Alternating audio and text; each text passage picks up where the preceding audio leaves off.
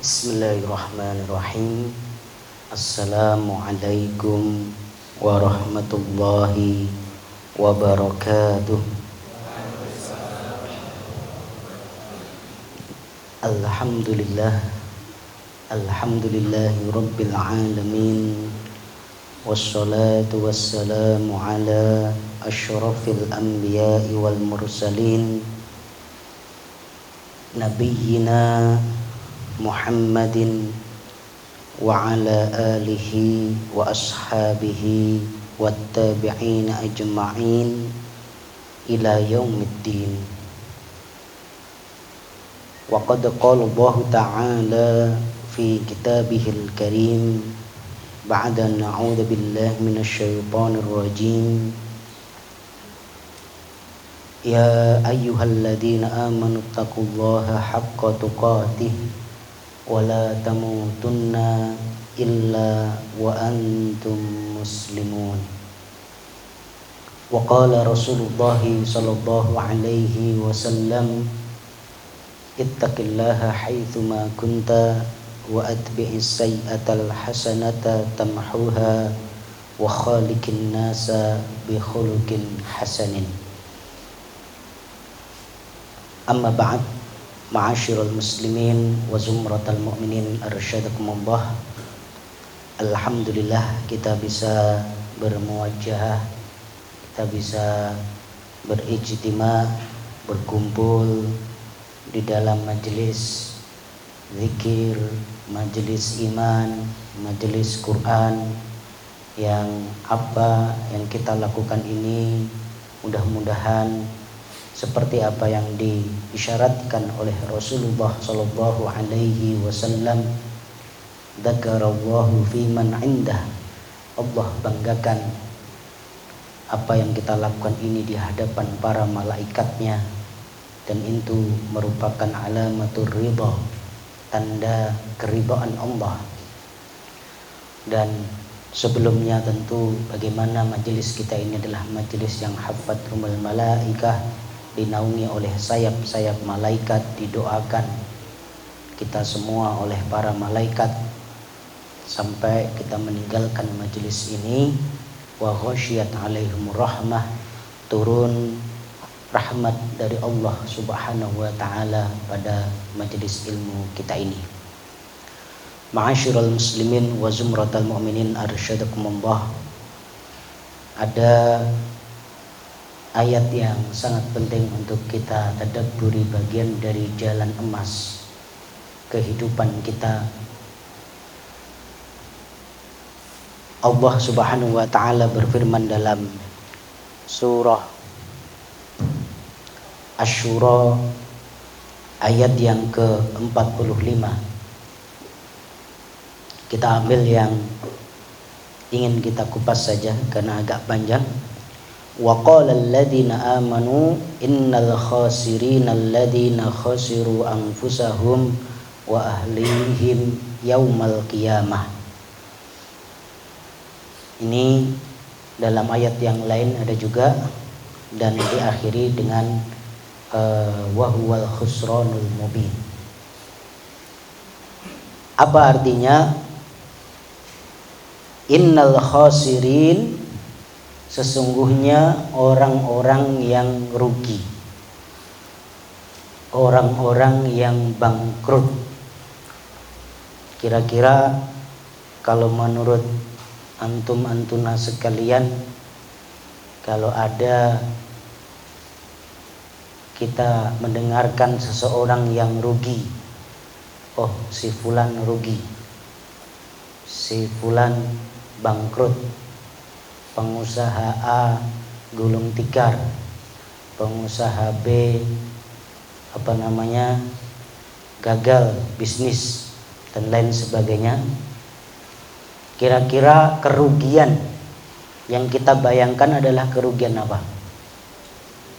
Kerugian materi, kerugian harta, bisnis pilot, bisnis pengeluarannya lebih banyak daripada pemasukan. Itu yang kita bayangkan tentang kerugian, yang kita pahami tentang kebangkrutan. Tetapi Al-Quran dalam ayat ini dan dalam ayat-ayat yang lain yang senada menegaskan al-khasarah al-hakikiyah, kerugian yang sejati, kerugian yang hakiki. Ya, orang-orang yang bangkrut itu kalau menurut Al-Quran adalah alladzina khasiru anfusahum wa ahlihim yaumal qiyamah, yaitu orang-orang yang merugikan dirinya sendiri dan keluarganya nanti di hari kiamat. Sekali lagi, orang-orang yang rugi secara hakikat, orang yang bangkrut sebenarnya itu adalah orang-orang yang merugikan dirinya sendiri dan merugikan keluarganya di hari kiamat.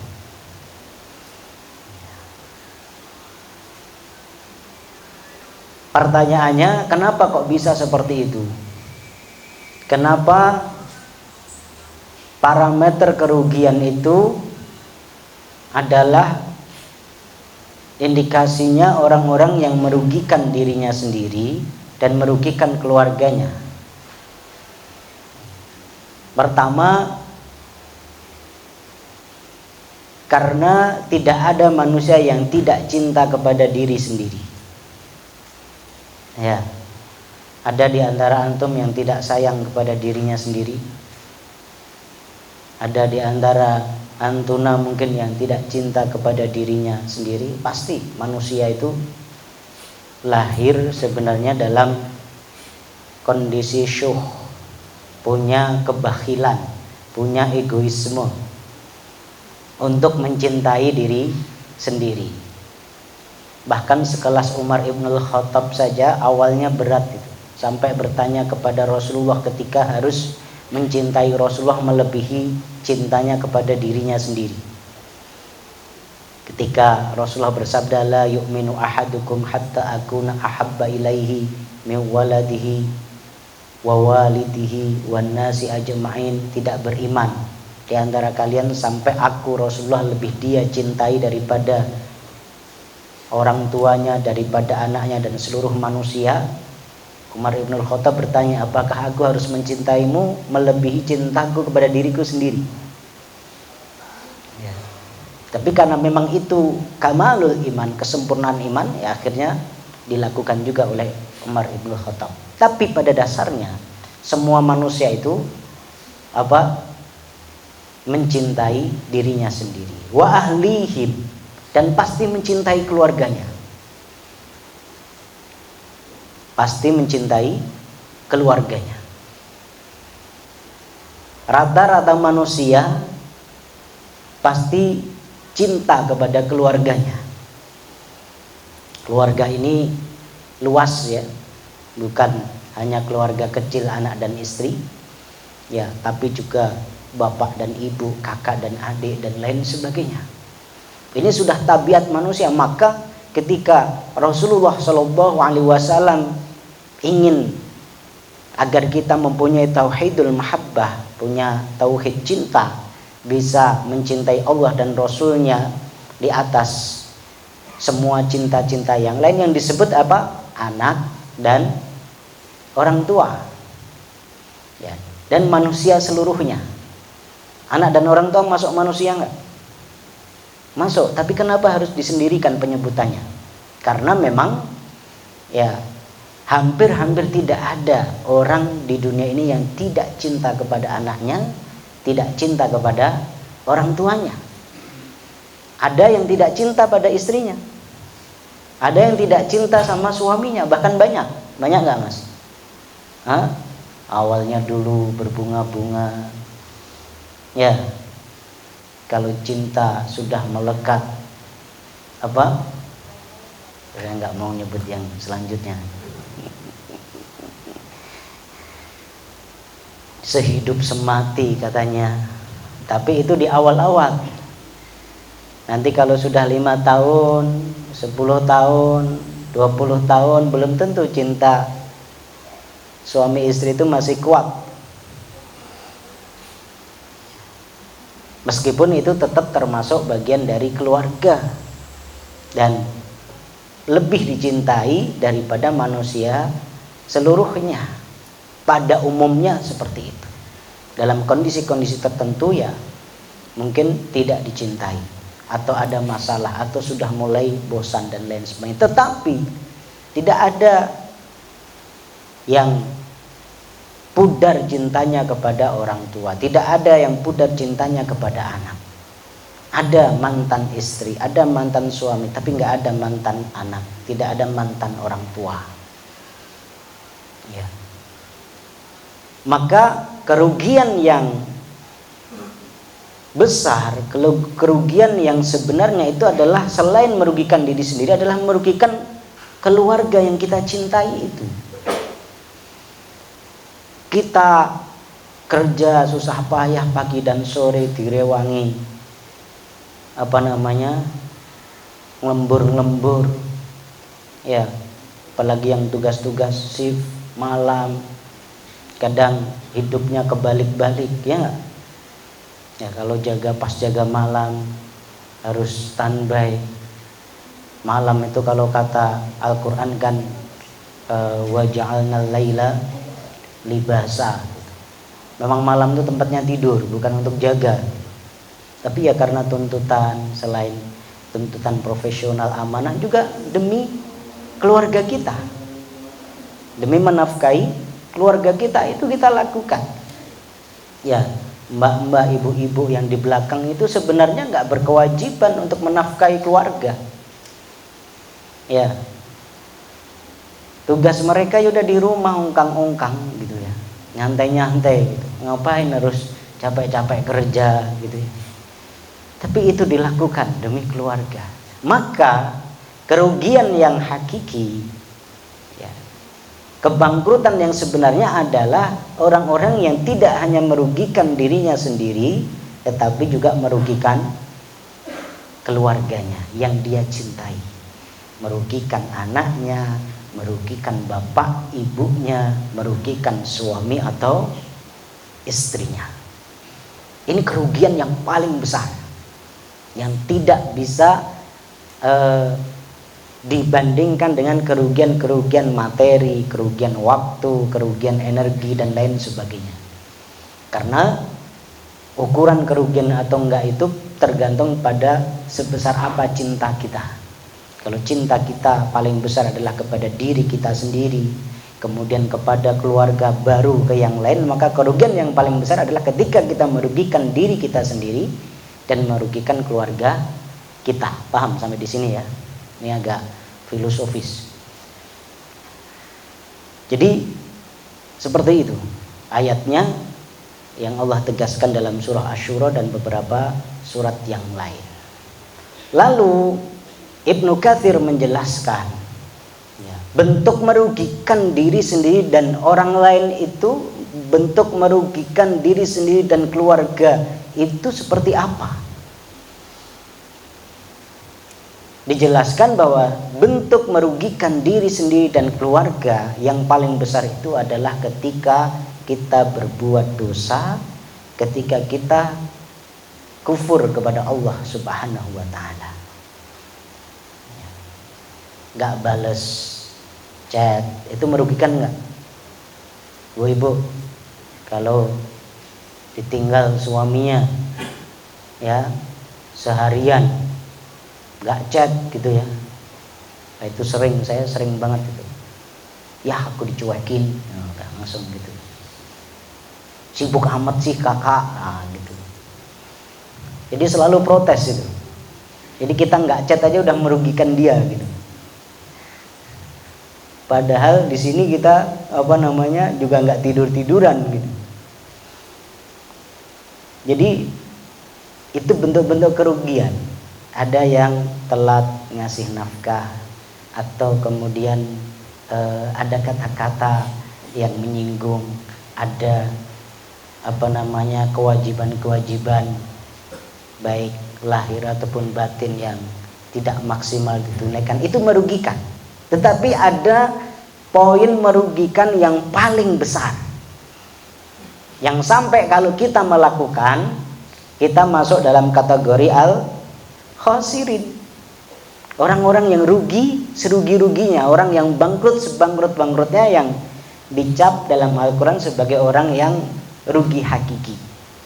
Apa itu? Ketika kita melakukan dosa, kemaksiatan, dan kekufuran. Ya, kenapa bisa seperti itu? Ini efek yang paling besar adalah nanti di akhirat.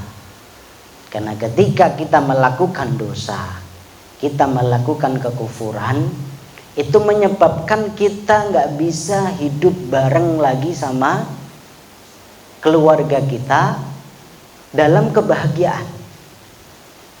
Orang-orang kafir itu, mereka tidak hanya merugikan diri mereka sendiri, tapi juga merugikan keluarga mereka. Dalam hal apa? Karena sebab kekufuran mereka, ya, mereka tidak bisa hidup bareng lagi sama suami mereka, istri mereka, anak-anak mereka, orang tua mereka dalam kebahagiaan nanti di akhirat.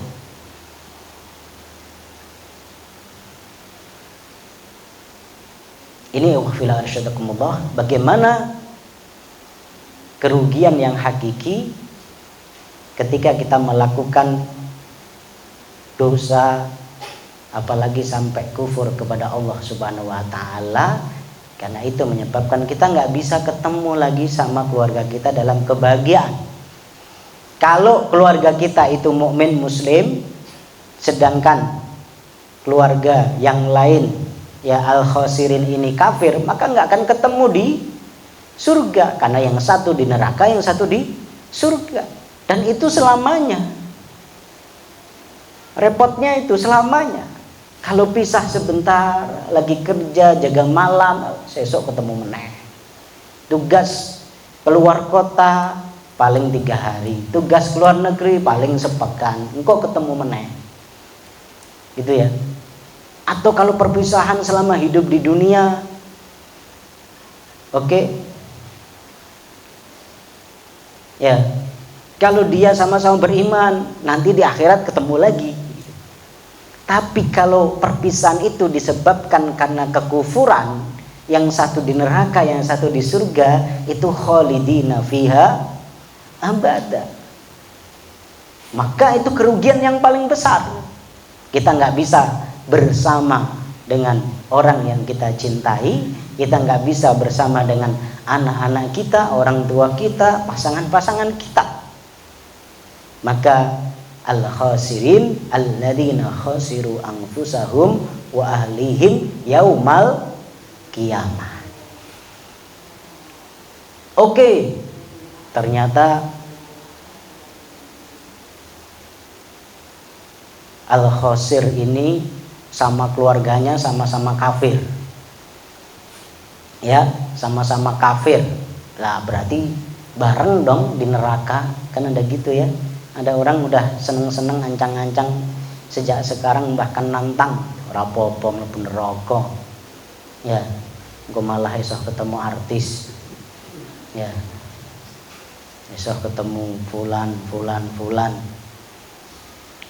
Di dunia belum sempat ketemu. Ya, rumangsanya. Ya, rumangsane ketemu di neraka itu kayak ketemu di dunia. Ya, ketemu di kafe mana, janjian nongkrong. Yang ada ketemu dalam siksa. Sama-sama menderita. Dan penderitaan, kesedihan yang paling besar adalah ketika melihat anak-anak yang di dunia kita kasihi disiksa oleh Allah Subhanahu wa taala karena kita tidak mendidik mereka dengan baik.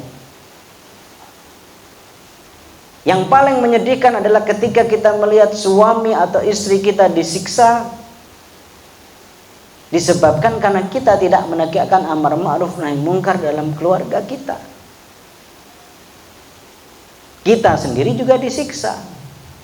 Dan yang lebih menyedihkan lagi adalah ketika saling bermusuhan dengan keluarga ini karena menuntut satu sama lain. Al-akhillau yawma idzin ba'duhum li ba'din aduwwun illal muttaqin. Akan saling bermusuhan tuh orang-orang kafir itu dengan keluarganya sendiri di neraka nanti, saling menuntut.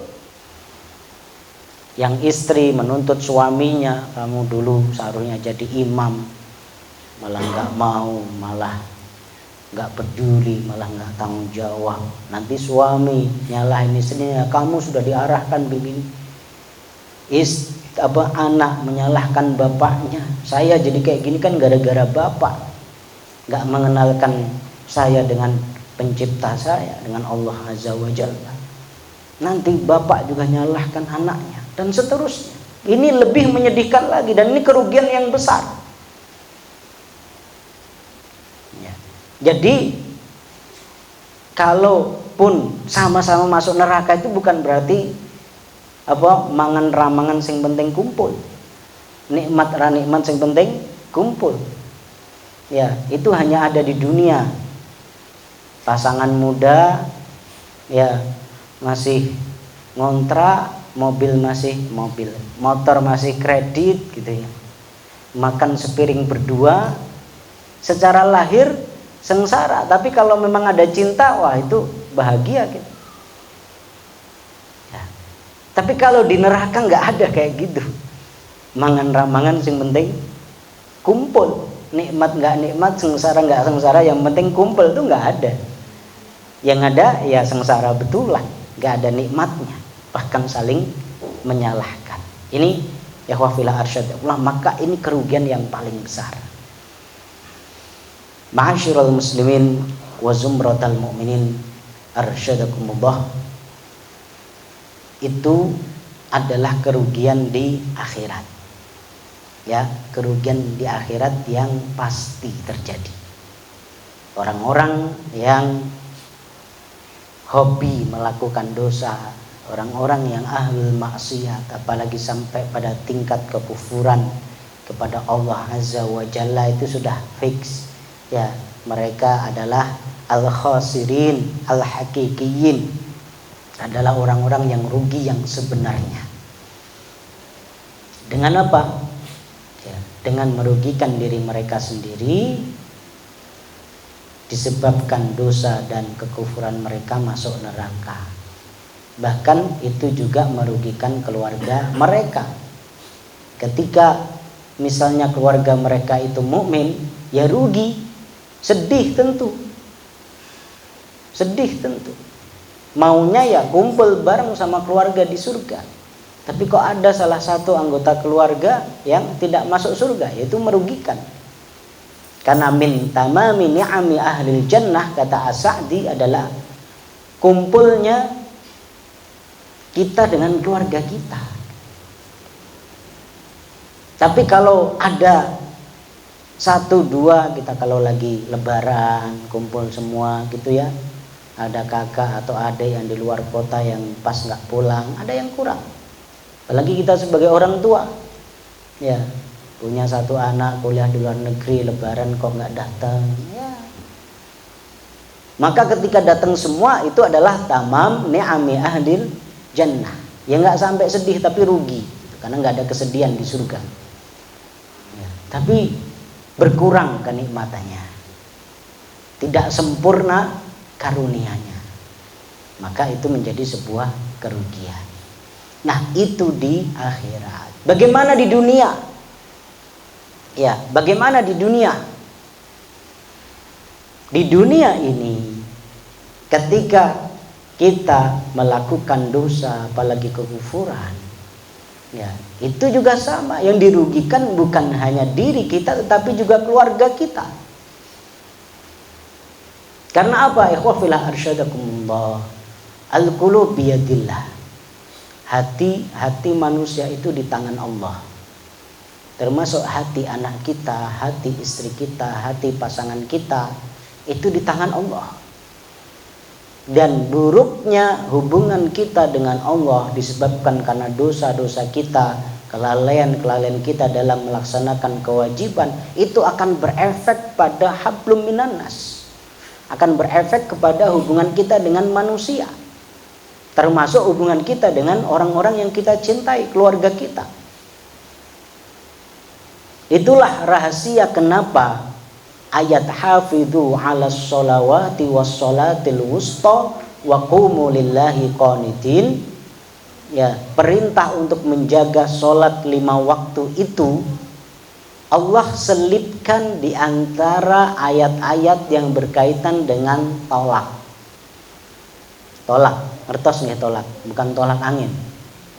Talak, cerai. Ada ayat-ayat tentang cerai dalam Al-Quran itu. Ya, Allah panjang lebar bahas tentang perceraian, tapi Allah selipkan satu ayat itu.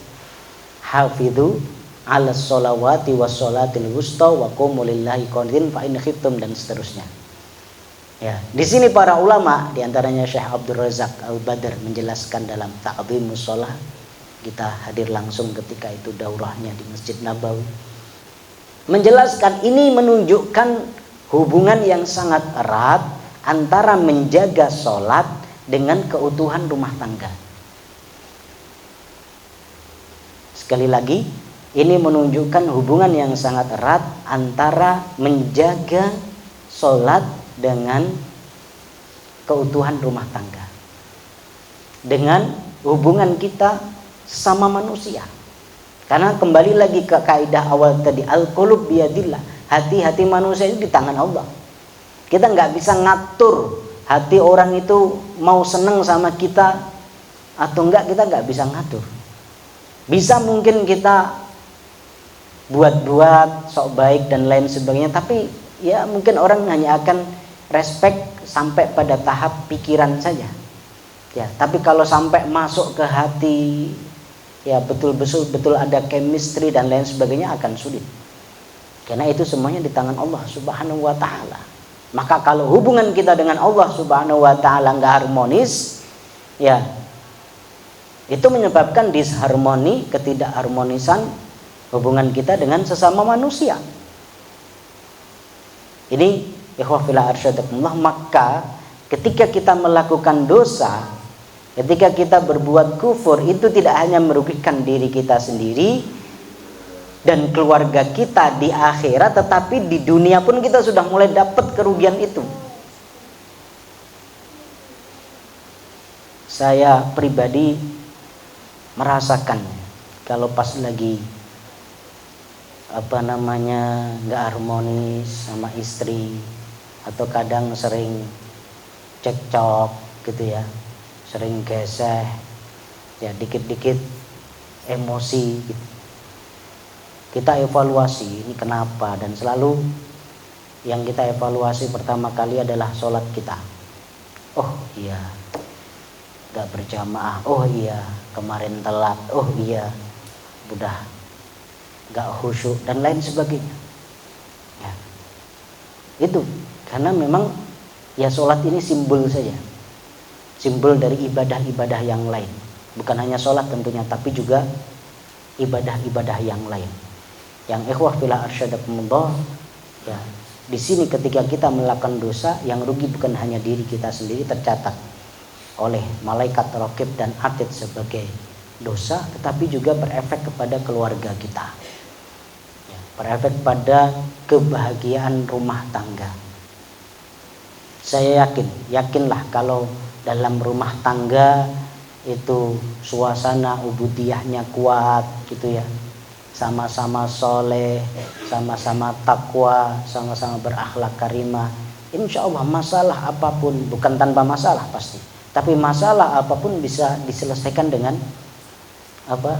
dengan kepala dingin, bisa diselesaikan dengan baik. Ya, karena ini sudah fakta, kekuatan spiritual itu penting, bukan hanya finansial. Banyak keluarga-keluarga yang secara finansial itu kuat, tapi karena ruhnya kering, spiritualnya kosong, ya berantakan juga. Bukan hanya soal fisik. Banyak artis-artis tuh yang satu ganteng, yang satu cantik, ya, tapi ya cerai-cerai juga gitu. Ya, dapat pasangan berikutnya nggak lebih cantik, nggak lebih ganteng daripada pasangan sebelumnya. Jadi bukan soal fisik sebenarnya, tapi banyak hal termasuk soal spiritual. Ya.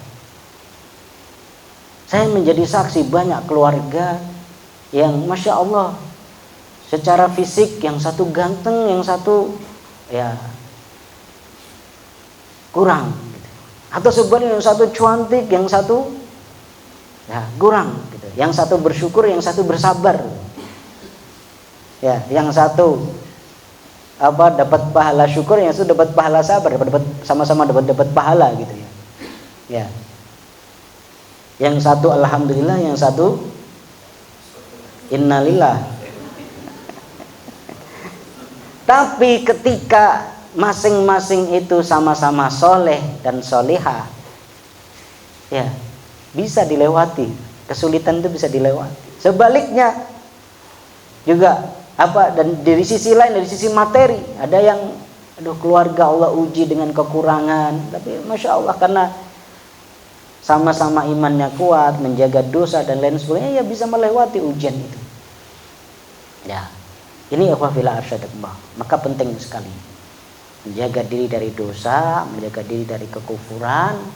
Nah, ini pengaruhnya juga besar keutuhan rumah tangga ini pada profesionalitas kerja kita. Ya, golden ways-nya di sini bukan hanya kesuksesan kita dalam berkeluarga, tapi kesuksesan dalam kerja. Ya. Betapa banyak orang yang karirnya bagus, kemampuannya cemerlang, ya.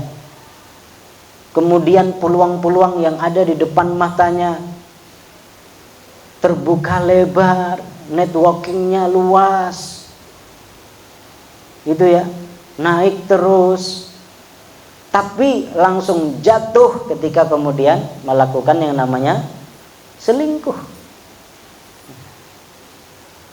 Betapa banyak orang yang kemudian melakukan korupsi karena dorongan dari orang rumah juga. Apakah istrinya, apakah suaminya, apakah anak-anaknya gitu. Ya, antum nggak tahu kalau antum ya, kalau saya merasakan betul tuh. Kalau mau keluar rumah, apakah ke kampus, apakah ke kajian, apakah keluar kota, apakah keluar negeri, itu dalam kondisi kita lagi cekcok sama istri itu berangkat itu kayaknya berat banget. Itu nggak Pak? Hah? Iya kan? Ya, tapi kalau berangkat itu salin, manis, pelukan sama istri, sama anak-anak, bahagia semua, ketawa semua, dada gitu ya. Itu kita berangkat dengan gembira gitu. Ya. Jadi kalau antum menemukan teman-teman antum satu unit ya, atau satu instalasi, ini kok kayaknya jutek banget, judes banget kayaknya, ya itu biasanya mungkin ada masalah dari rumah gitu. Maka ketahanan keluarga ini penting, Ustaz Tori. Sekali-kali harus, mungkin udah sering ya ada family gathering. Itu nanti efeknya ke teman-teman ini gitu. Kalau keluarganya bermasalah gitu ya. Ya, kadang kayak gitu dibawa-bawa ke tempat kerja. Ya, kadang kan gitu kita manusia itu, masalah di tempat kerja dibawa ke rumah, masalah di rumah dibawa ke tempat kerja. Apalagi ibu-ibu yang istilah anak sekarang itu mengalami mood swing atau swing mood, ya, moody banget gitu ya. Wah itu kalau itu hormonal memang gitu ya, perempuan seperti itu karena memang masyairnya kuat dan itu dibutuhkan gitu, bukan sesuatu yang madmum ya, tapi efeknya ya kayak gitu. Nah itu sering kali masalah-masalah kalau keluarga kita disharmoni itu efeknya kemana-mana, bukan hanya soal keberkahan ya. Nggak perlu kita hadirkan tentang dalil-dalil yang sebagian dhaif ya, tentang bagaimana keluarga yang cekcok, keluarga yang tengkar terus ya, malaikat pembawa barokah nggak akan mau masuk gitu. Tapi secara logika saja, secara psikologis saja itu pengaruhnya besar. Saat kita harus fokus bekerja, saat kita harus fokus belajar, ketika kemudian keluarga yang menjadi support system kita ini bermasalah ya, pasti kemudian bermasalah. Dah di situ adalah khusranul mubin, kerugian yang besar, kerugian di dunia sebelum nanti di akhirat. Ya, ini teman-teman sekalian yang dirahmati oleh Allah Subhanahu wa taala, mudah-mudahan satu ayat ini al-khasirin alladzina khasiru anfusahum wa ahlihim yaumal qiyamah, pada hakikatnya orang-orang yang rugi itu adalah orang-orang yang merugikan dirinya sendiri dan merugikan keluarganya nanti di hari kiamat dengan dosa-dosa yang dia lakukan, dengan kemaksiatan-kemaksiatan yang dia perbuat, apalagi sampai pada tahap kekufuran ya. Karena itu menyebabkan mereka tidak bisa bersama kembali dalam kebahagiaan yang abadi di surga ya. Kemudian perlu kita ketahui al-khasarah itu, kerugian itu tidak hanya nanti di akhirat, tetapi sebagiannya akan Allah segerakan di dunia.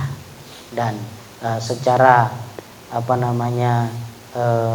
pengalaman kita, sesuatu yang mujarab, bagaimana pengaruh kemaksiatan kepada keutuhan keluarga, pengaruh kelalaian kita dalam beribadah, dalam keharmonisan keluarga ya, itu nyata. Dan kalau keluarga kita sudah tidak harmonis, keluarga kita sudah tidak membuat diri kita nyaman ya, tentu itu akan berpengaruh kepada profesionalitas kerja kita, profesionalitas kita dalam menjalankan tugas-tugas di rumah sakit ini, dan tentu itu juga akan berpengaruh kepada karir dan lain sebagainya. Ini yang bisa kita sampaikan. Tafadhal kalau ada pertanyaan.